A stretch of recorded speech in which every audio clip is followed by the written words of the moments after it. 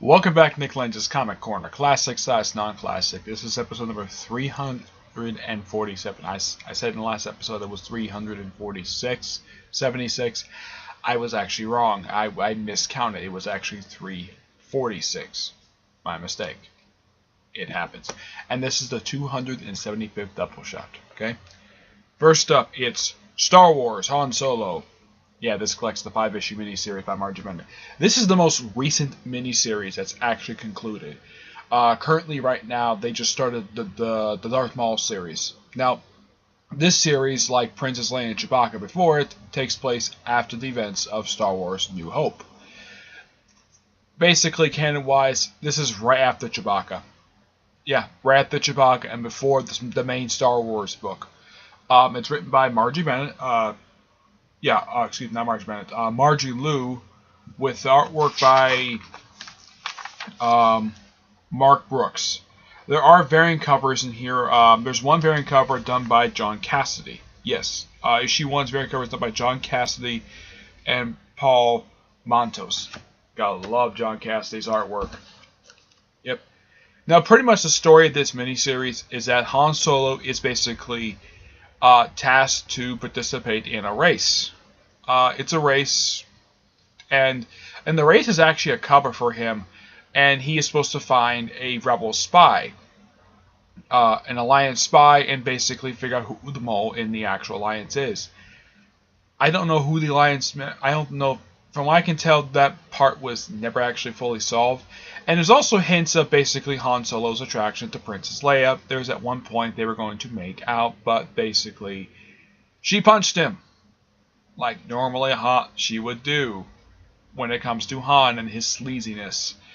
But one thing I can praise Margie Liu for is basically keeping Han Solo in character, and basically how he's the only one him and Chewie are the only ones who pilot the ship, despite them basically being told basically, yeah, we would like to hire your ship, but basically we're flying it. He's like, no, it's my ship, I fly it. Me and Chewbacca, me and Chewie, we fly it. Yeah, that is in keeping with Han's character. And I gotta praise Mark Brooks for basically having a very good likeness for having Han Solo look like Harrison Ford the way he did back in the late 70s. Of course, now currently he's much more older, and he's got like a scar across his, just below his lower lip. That is actually from a car crash he actually got that he survived through, and he also had a facelift. Yep, that's where the scar comes from.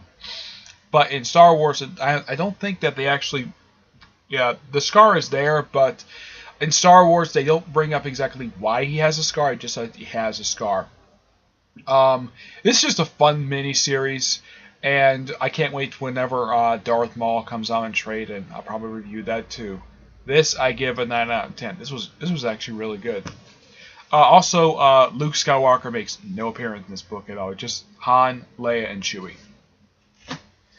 Next up is a book that had to be ordered through Flynn because the library did not have the library's copy, but was lost. This is Superman Volume 2: Secrets and Lies by Dan Jurgens and Keith Giffen, with also a little bit of Scott Lobdell basically seen here. Basically collected here is Superman Volume 3, issues 7 through 12, and the first of 3 annuals. Yeah, Superman had 3 annuals published. Now, this one is a bit head-scratching to understand. Basically, Superman is fighting 2 different villains. First is a character called Hellspot, I think that's how you pronounce the person's name, who looks like Atomic Skull. And he also encounters him in the Superman Annual, which Superman also encounters Grifter and Starfire. Not kidding. And there's also hints of basically there's a weird subplot in here of Lois setting up Clark with Lucy for some reason. I have no idea why. It's just that the way it is. And you also get a chance to see in here of how Superman, well, this is of course the New 52 Superman. You see him basically armor up for battle, which a lot of people pointed this out. Superman does not need armor. He's invulnerable. I mean, I get maybe why he would need it, because maybe his powers might go out, but yeah.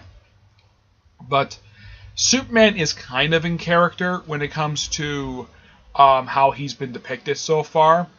Now, this, of course, is present day, of course. But now, previously, when this volume had started, it was George Perez doing the writing. He had to leave after 6 issues because of conflicts with editorial, which kept basically demanding him do this, this, and this, and he wanted to do that, that, and that. It got so confusing for him that, as of currently, George Perez no longer works for DC Comics. This is, of course, done by 2 very good writers, Dan Jurgens and Keith Giffen, who Dan Jurgens has since gone back to writing the pre-Flashpoint Superman in the pages of Action Comics, and Keith Giffen is currently doing Blue Beetle, a book that he actually, he's the one who helped develop the character of Jaime Reyes. Excuse me. This is just okay. Also, the second villain is just a woman who is kind of like, it could be maybe some villain. I don't remember her name. She shows up after a few issues in. Let's see if I can find her in here. Yeah.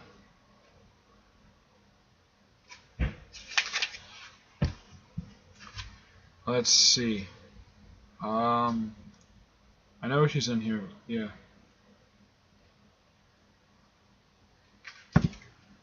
Here she is. She's kind of like,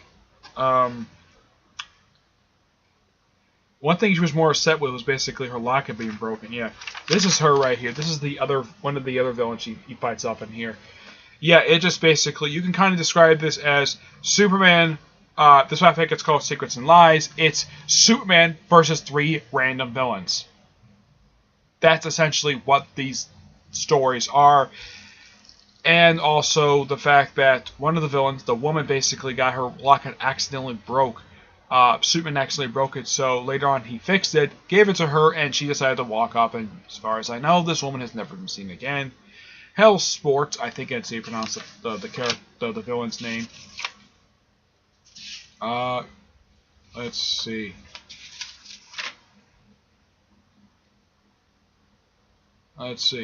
Well, Jurgens also does the artwork in here, which means that the artwork is fantastic by Jurgens. He does a fantastic job. He co-writes this with Keith Giffen. Let's see. What is his name? His name is, if I can find it on here.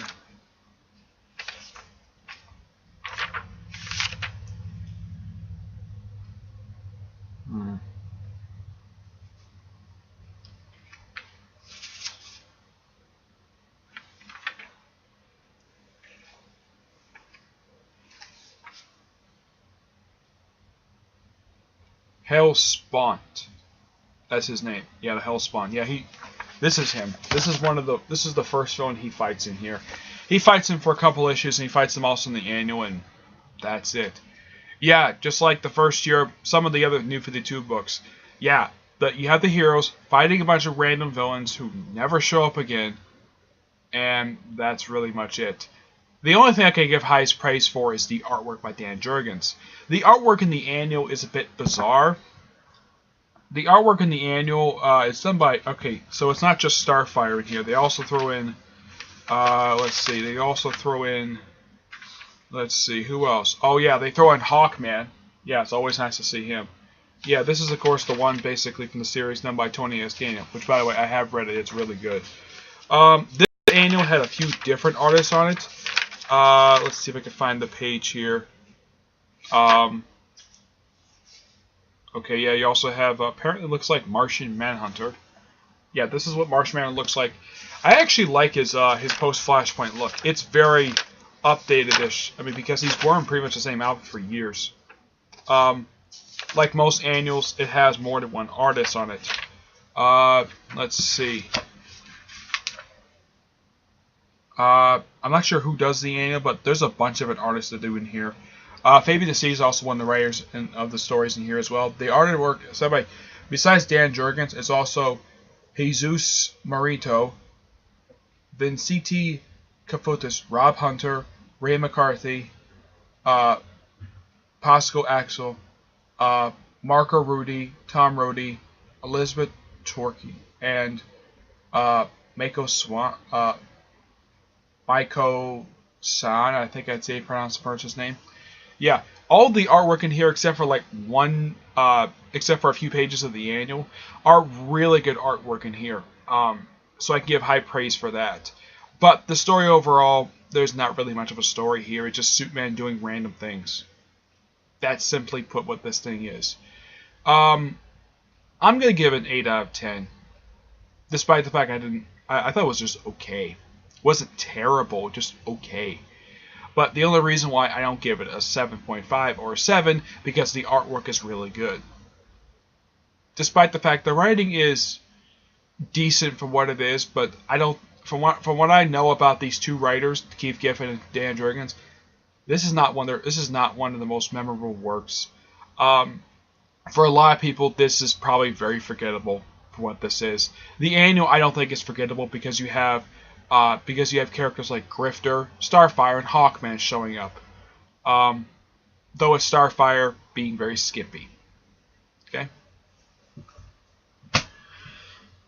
Alright, that's it for this episode. Stay tuned for the next episode, which is episode 348 and Doubleshot number 276. Okay? Until then, I will see you there. Bye.